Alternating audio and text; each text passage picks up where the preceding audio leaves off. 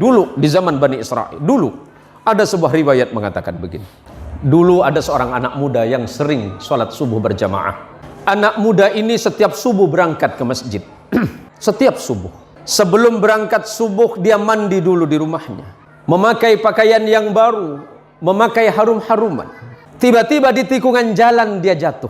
Jatuh di tikungan, apakah dia tidak melanjutkan perjalanan? Dia pulang ke rumahnya. Mandi lagi, pakai baju baru lagi, memakai harum-haruman lagi, berangkat lagi ke masjid. Untuk kedua kalinya anak muda ini terjatuh di tempat yang sama.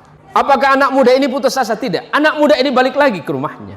Dia berganti pakaian baru, mandi, berpakaian baru, dan pakai harum-haruman lagi. Dan ketiga kalinya dia berada di tikungan jalan di tempat dia jatuh semula dari pertama dan kedua kali, tiba-tiba ada orang tua yang sedang memegang lampu.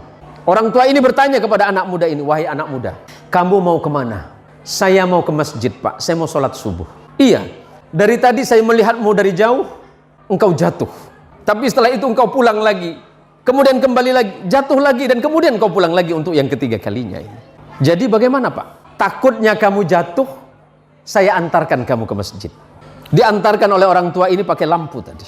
Sesampainya di depan masjid, orang ini bertanya, "Anak muda, apakah kamu masih mau sholat?" "Iya, Pak." "Apakah Bapak mau sholat dengan saya?" "Tidak." "Kenapa Bapak nggak mau sholat, cuma mengantarkan saya?" "Iya, karena memang tugas saya hanya ingin mengantarkanmu ke masjid ini."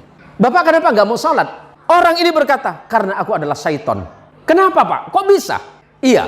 "Hei anak muda, kamu tahu tidak yang menjatuhkanmu 1 kali dan 2 kali itu siapa?" "Itu saya."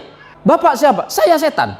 "Tapi kenapa kalau memang Bapak setan masih mengantarkan saya ke masjid ini?" Apa jawaban setan? "Nak muda, ketika engkau tadi berangkat dari rumahmu dan aku jatuhkan di tikungan itu dengan harapan agar engkau tidak datang ke masjid, agar engkau tidak sholat berjamaah. Tapi ketika engkau pulang ke rumahmu, pada saat itu Allah mengampuni dosa kedua orang tuamu. Orang tuamu yang sedang berada di alam kubur, Allah ampunkan dosanya karena sebab engkau yang datang ke masjid. Yang kedua kalinya, ketika aku jatuhkan dengan harapan agar engkau tidak ke masjid, pada saat itu engkau kembali lagi, dan pada saat kembali itulah Allah mengampuni tetanggamu yang sedang tertidur pulas dalam keadaan tidak sholat." "Tapi kenapa Bapak seton?" "Anggap Bapak setonnya.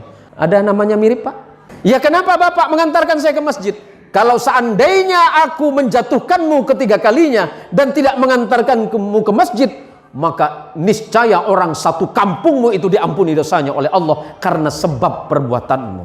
Masya Allah, anak muda yang datang ke masjid, anak muda yang datang ke musalla, apalagi kemudian datang ke musalla sebelum waktunya sholat, dia memperdengarkan adzannya, orang lain kemudian terbangun. Pada saat itulah Allah merasa sedang jatuh cinta kepadamu, hai anak muda.